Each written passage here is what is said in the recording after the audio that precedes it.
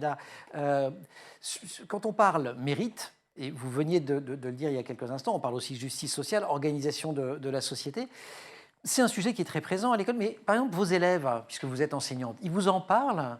Madame, c'est vraiment pas juste, ou alors c'est des sujets qui sont un peu implicites. Alors, moi, la particularité, c'est que mes élèves sont en terminale, Ouais. donc ils sont quand même... Déjà victimes des injustices, ils savent. Surtout, ils sont confrontés à toute la question de la sélection Ouais.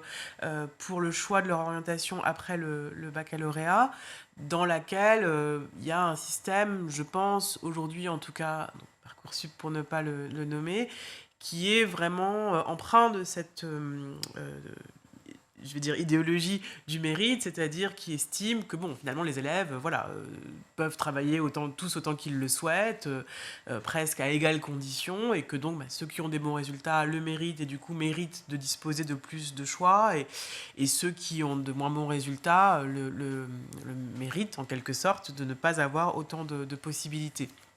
Donc je pense qu'ils ont quand même assez conscience des injustices qui existent dans ce système.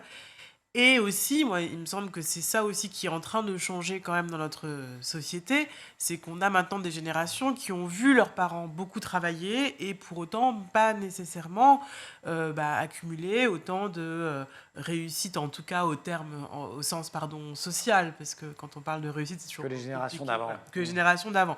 Et donc pour quelqu'un aujourd'hui qui a, je ne sais pas, 18, 20 ans, cette idée de travailler toute sa vie, par exemple, pour accéder à une certaine réussite sociale, économique, financière, même Ils voient à la maison familiale, que c'est pas forcément vrai. que c'est pas forcément vrai, que Qu'on ça fait ne le taux suffit de pas. chômage des plus de 50 ans, Voilà, etc. exactement. Qui sont leurs parents. Et donc ça interroge, et je pense que ça explique aussi pourquoi le rapport au travail des générations les plus jeunes est en train de changer quand même pas mal.